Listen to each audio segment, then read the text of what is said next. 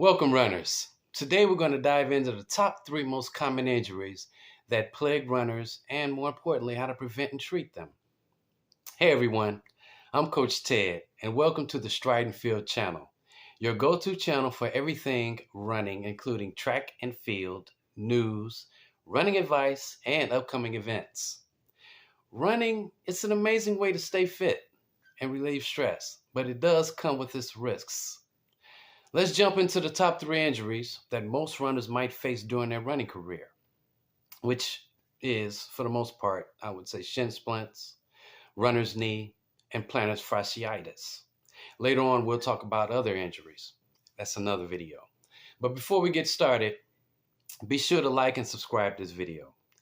We're going to have many more videos on your runner's health, running advice, and many more topics. So just like and subscribe, um, and let's get started. First up, everybody, let's talk about shin splints. The pain along the shin bone is common, especially for new runners or those upping their mileage a little bit too quickly. So you got to slow down, take your time. Shin splints can be caused by overuse, improper footwear, hard running surfaces like concrete, or biomechanical issues.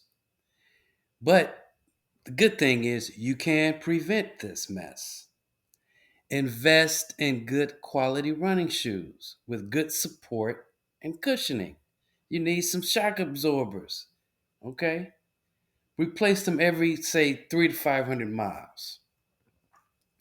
But if you do get shin splints, you also want to do things like incorporate strength training into your normal everyday running, and you want to cross train. Do some push-ups, do some sit-ups, do some squats, do some leg curls. Okay, but if you do get shin splints, the best treatment is rest. Chill out for a little while. Do some stretches that will allow you to alleviate that pain in your shins. Avoid high impact activities. Ice the area, then heat the area, then ice the area again. Alternate. Use compression sleeves, compression socks, and gradually reintroduce running once you're pain free.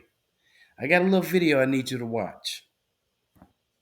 So we'll start here foot flat, and we're going to start at heel strike, which is basically the outside of the heel. So it's toes up and then toes out on the outside of the heel. We'll start and hold here. You can see I'm contracting my tibialis anterior naturally, and now we're going to work on the eccentric phase of that by slowly lowering my foot down to foot flat or ankle rocker phase, and then I'm going to go to toe off. Good, which now eccentrically loads my tibialis anterior, and now concentrically loading my posterior tibialis here. Now we're going to shift the outside. Why? Because now we're going to load the eccentric phase of the posterior tibialis. So by being on the outside of my foot and dropping the heels down nice and slowly, I'm getting that negative or eccentric phase of the posterior tibialis behind my shin. Okay, so that's what's happening there. Now we're just going to cycle through without thinking of the technicalities of it. So we're going to go on the heels on the outside, and we're going to slowly come down to foot flat, and then we're going to toe off through the big toe, not curling the toes. Push, push, push. Slowly shift the outside, and then slowly come down to heel strike. Stay on the outside of the heel. Lift the toes up. Slowly come down to foot flat. Toes splayed, and then into toe off. Really push, push, push, push without curling the toes. Shift to the outside and slowly come back down. Good. To work. Now let's talk about runner's knee, which is pain around or behind the kneecap. This injury is due to overuse, muscle imbalances, poor running mechanics, inadequate footwear. We talked about it. Footwear is critical. But you also want to strengthen your quadriceps. You want to strengthen your hamstrings. You want to strengthen your hips because those are the things that support your knees. You want to improve your running form also. It's critical. Some of the treatment, you got to get some rest. Use some ice, get you some compression fittings, and use elevation. Elevate your knees, get them up when you're resting, get them up high. You can also try some physical therapy, which I really suggest physical therapy if you have the opportunity to get some physical therapy. But the place that this next video that I'm going to show you is also the same video. Not the same video, but the same place that we showed you the video for Shin Splints. It's the Reach Rehab and Chiropractic Performance Center in Plymouth, Michigan. So take a look. I'm going to show you a common take-home exercise we prescribe for a knee contractile dysfunction. Most of the time we prescribe what's called a banded Spanish squat, but not many people have a thick band and somewhere to anchor it at home. So an easy way you can get a similar exercise to train that tendon is just having a door frame here. Hold on here and then slowly sit back down. Now this is going to be a more quad dominant exercise. So as you descend, you can either feel the strain here on the top of the thighs, or you can feel some of your symptoms in the knee. If you're coming down, you feel some of that spiciness here. If it's tolerable, hang out in that spot, but don't go any further. You want to hang out here for at least 45 seconds at a time. If you're feeling that pain, and it spices up quite a bit, like more than a 5 out of 10, then go down, find that spot, and just come up a little bit above it. We're not ready to start training that target zone of the tendon just yet, okay? And if 45 seconds is too much, try 30 seconds. Or if that's too much, 15, and then just do more repetitions. But we want to start loading this tendon to get it to start healing properly again. Okay, let's talk about plantar fasciitis. It's a condition. It causes pain in your heel and in the arch of your foot. It's often caused by overuse. Again, that word overuse. What about poor footwear? Again, tight calf muscles or normal foot mechanics, something, a pre-existing condition.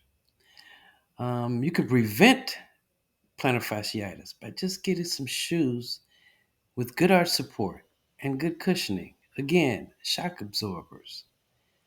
Also use some orthotic inserts also if necessary. Stretch your calves and your plantar fascia daily, and strengthen those muscles in your feet and lower legs. It's critical. But for treatment, it's not much you can do but rest.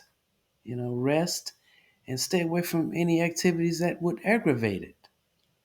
Ice it, use orthotics, do gentle stretching, and also seek some physical therapy. But got a little video for you.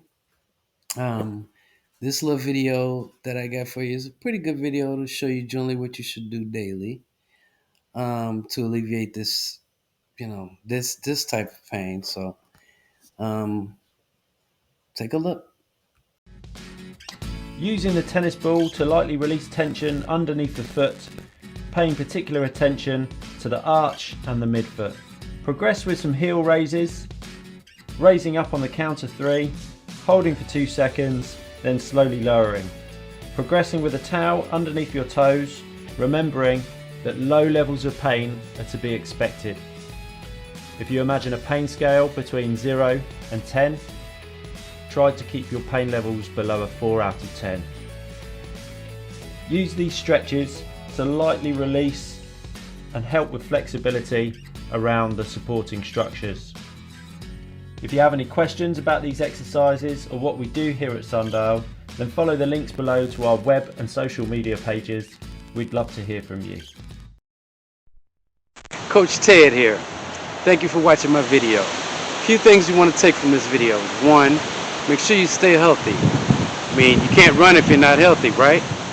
So make sure you look out for plantar fasciitis, runner's knee, and shin splints. Those 3 can hinder you for a little while. And if you think you're going to need some physical therapy, go get it. Why not? But this video shows you a few ways that you can prevent those injuries, because yes, they are preventable. In the meanwhile, look into the bio of this video and you'll see various links. Those links will give you my recommendations, my personal recommendations for shoes and other equipment, other videos, things that you can watch to help you out in your running venture. Until then, please like and subscribe to this video. And until next time, this is Coach Ted for Stride and Field. Thank you. Have a good day.